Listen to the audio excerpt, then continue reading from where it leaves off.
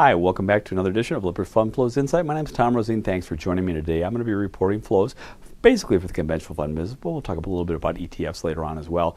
For the week ended July 31st, 2013.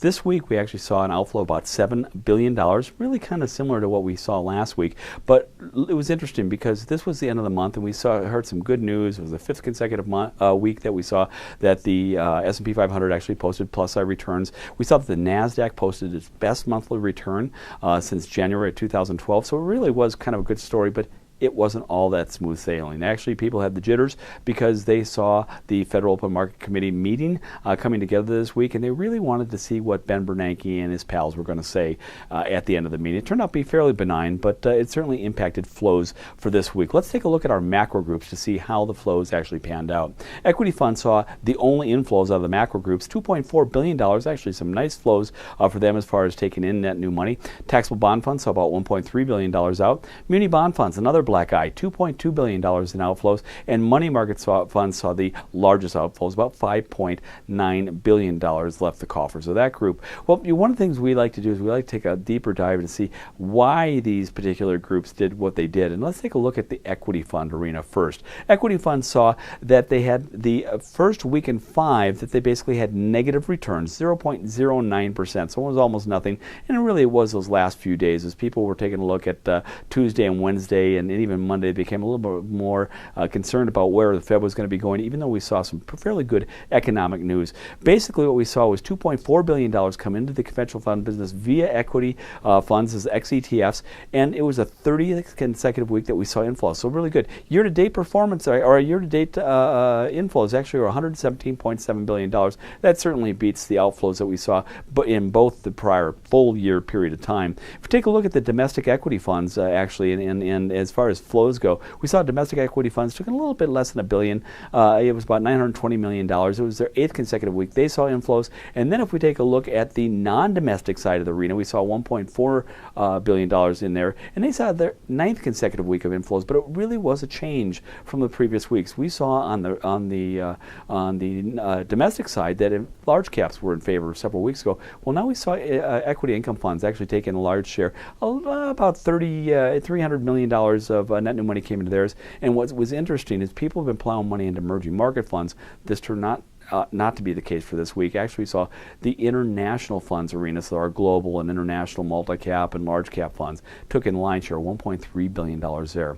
Well, let's go ahead and take a look at what happened in the equity ETF arena, and we saw that for the 5th consecutive week that we saw inflows, about $4.2 billion, very strong inflows, but again, people were a little bit more conservative. So while we were talking about emerging market flows and that type of things, last week, this week we see SPY was a favorite. So we saw the Spider 500, the Spider SP 500 take in a large share, $2.8 billion.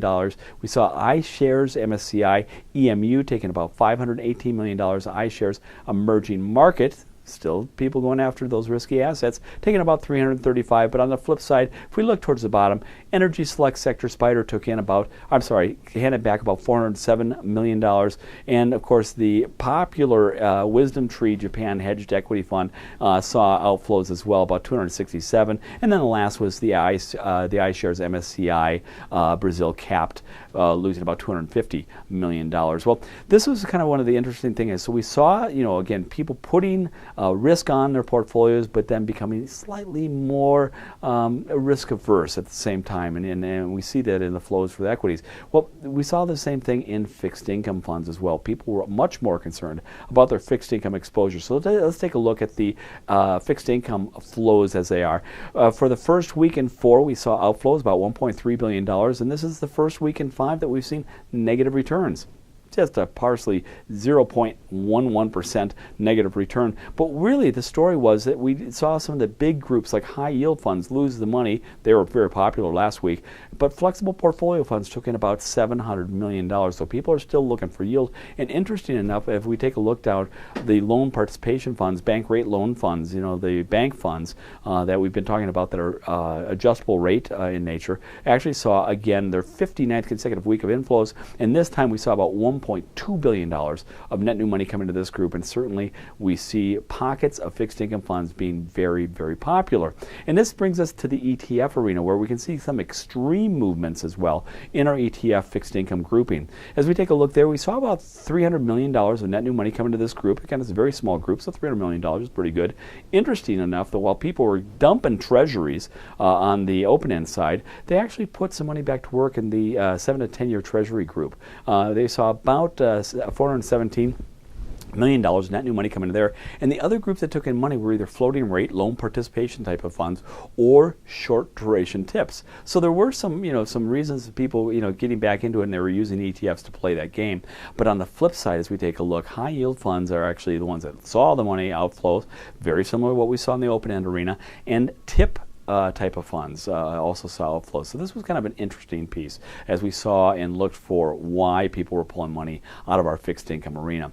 Well, let's take a look now at our muni bond funds, and this is one of the areas that we've been seeing significant outflows, and for obvious reasons we saw outflows this week as well. So about $2.2 billion, 10th consecutive week of outflows, and certainly we had the hangover from what Detroit did last Friday, basically announcing that they were going to go into bankruptcy. And of course, Meredith Whitney is jumping on the bandwagon, really trying to knock down people as well, and tell people that the sky is falling, and that we're going to see a significant increase in defaults with municipal debt type of securities. We still are kind of going with what our brethren wrote in Thomson Reuters, on the Reuters News, that basically there's not that many that are in junk bond. Those could have some problems, but seriously, as we're taking a look at this, the ones that have junk bond in there, we should keep an eye on it, but the majority of them, super majority of them, are certainly investment quality rated municipal debt funds. We don't see that big of a deal. When we saw the outflows, basically about $2.2 billion out of that group, but when we took a look at it, where was the big group? Well, certainly it was National Munis. National Munis saw about $1.6 billion exodus out of their portfolio. And interesting enough, this is the second week in 3 that we've seen plus side returns for the group, 0.51% return, and we still had kind of the issues of people following this, if you will, throwing the baby out with the bathwater, and certainly that's going to give people some opportunities for buying opportunities going forward. Well, let's take a look at our money market funds. Our money market funds basically saw outflows. About $5.9 billion flew out of their coffers, and this is the second consecutive week in a row that we've actually seen the outflows. Taxable money market funds saw about $4.1 billion exit their coffers. Here's how it broke out. Institutional funds saw about 2.7 in redemptions, while retail funds saw about $1.4 billion in net redemptions. And then what we saw was taxable tax-exempt money market funds, people pulling money out of that as well. About $1.8 billion leaving those coffers. No real big trend that we've been seeing lately in the money market arena. Well, certainly as we go forward, we're going to keep our eye on 2 things. First of all, earnings season. We're right in the throes of kind of the high reporting period. So far, if we take a look at all the reporters, about half of them have reported. 66% have actually beat their earnings expectations or analyst expectations. And so this has been quite a story. And of course, we are all keeping our eye on a couple things that happened. First of all, the Fed, turned out to be pretty neutral with the FOMC.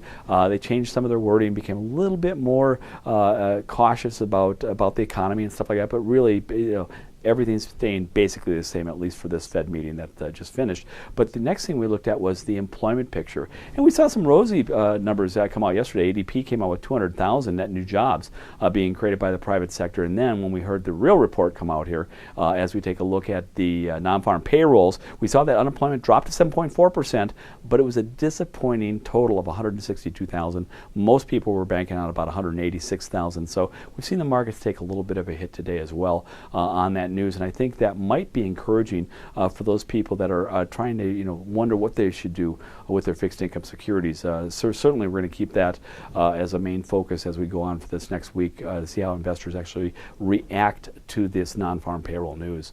Again, 7.4, better unemployment rate, but certainly kind of disappointing as far as the trend goes with new job creation.